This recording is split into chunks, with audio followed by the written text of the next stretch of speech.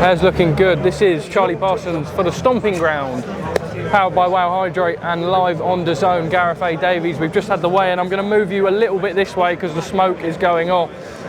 We've just seen the weigh-in here. Wow, absolute scenes. The atmosphere was incredible. The Cameroonians have come out. The Londoners have come out. We're in for a spectacle tomorrow night in the Kingdom. There's no question about it. It's a rumble in Riyadh. I can see the Kingdom Arena across the road from me here. Like you say, great atmosphere here tonight. Thought Francis Ngannou was going to be a little heavier. He was hinting he was 20 stone, 280 pounds, but in fact, he was 272, same weight as fighting Tyson Fury back in October. Anthony Joshua 252. That means he's very fit, very light, looking to be lithe, aggressive, but elusive as well early on for me. Ngannou's going to let his hands go. There's no question about it. Brilliant atmosphere, brilliant energy as the two men bared off against each other today. Same with Zhili Zhang. And why are you fiddling with your camera? Because that is blowing in your face. And it keeps putting the... Anyway, let's go. We love it. We love it. We love a little bit of smoke blown in. I'll add to it. Oh, there we are, the vape. Can we get a little... Yeah, there we are. There's the thumbnail.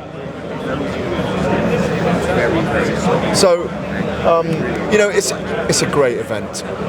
Look, Francis Ngannou became a player last October with his performance against Tyson Fury. Let me just talk about how overarchingly amazing this is. You're a young man. When you look back on this, you'll go, how can you compare these moments to, you've done your first Vegas, you've done Wembley Stadium, but this is setting new benchmarks all the time.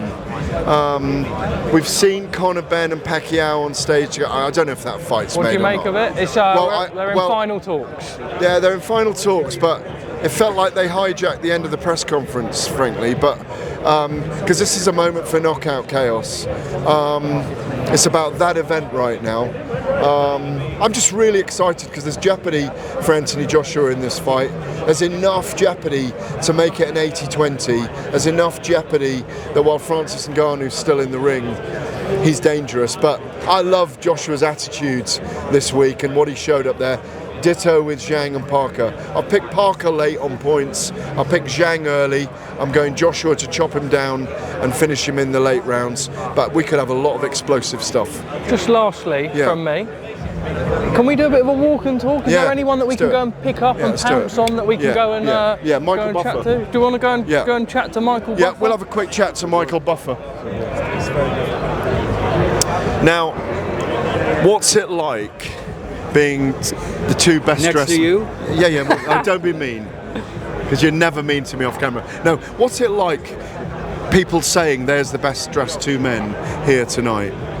That'd be Frank Warren and me? Yeah, exactly. You got it. Right, so you are back. Knockout chaos.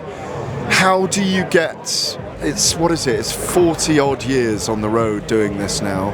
How do you get the energy up? Is this special? Is it different? Are we seeing a new transformation in the sport? Well, you know, first of all, you and I know pretty much everything about me, and I've trimmed my workload down quite a bit over the last couple of years. For me, it's like a pleasure to come here because these fights are all big fights. I mean, big, monster fights. From beginning to end, 11 fights tomorrow. A fight fan wants to see them all. When was the last time you got nervous? Tonight. Wow. When I saw you. You know, I'm thinking, what's he going to ask me now? No, I'm just, no. Michael, can I just interject here? We've seen you've hosted and covered some incredible fights. But what we've seen, I've got a little mic here as well, Gareth, I'm prepared. But what we're seeing over in Saudi Arabia in terms of the depth on the cards, are they some of the biggest you've been a part of? And you've been a part of some incredible ones. It was a shocking fight when the Day of Reckoning, was it? No, Battle of the Baddest in October. Battle of the Baddest, yeah. I mean, that was amazing when all of a sudden a guy that was supposed to get his ears boxed knocks down the lineal heavyweight champion. That's why he's here tonight. He's a player now, isn't he? Yeah, and what we're going to see tomorrow, I mean, I love the co-feature tomorrow night. Parker and Zhang. I love that fight. I think that's going to be a great fight.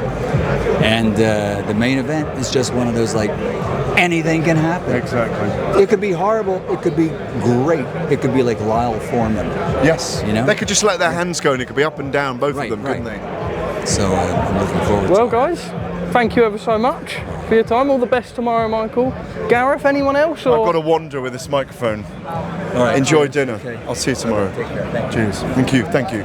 Gareth, where are we going, Let's go. sir? Let's go and speak to Majestic. We may. What about Majestic? Yes. Right.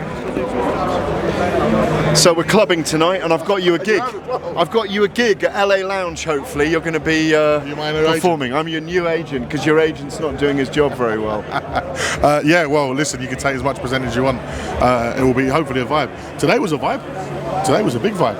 I thought that was the liveliest one we've had so far. You've had to put a lot of Friday in there, in the lyrics anyway, because it is a Friday event. Well, that's right. I do need to apologise to Nick Ball because he weren't happy with having the Cure Friday yesterday, but I don't think he clocked that was the Friday thing. So today I came again for him and gave him something else. But I think the highlight for me, obviously, Big Bang. He got his own remix. He got his own special. Big shout out to Funky D, who done him his own version of Bang today. Are you gonna bang from China? But are you gonna bang? No. Beat Joe Choice. But are you gonna bang? No. Shame we can't play it right now. This is why we've got the skills to put it under the bed. I'll send in the bed.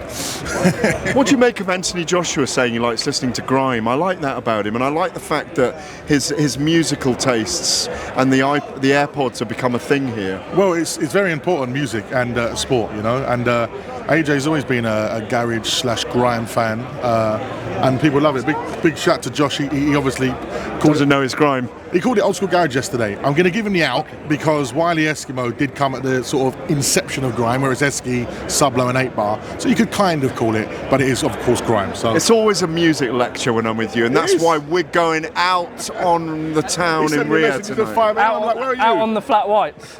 We're out and on the double espresso. No, the Virgin Mojitos is what we're on tonight. On the lattes. But we're going to be in the lounge till 6 a.m. We will. Thank you very much. Love you. Love. Ledge.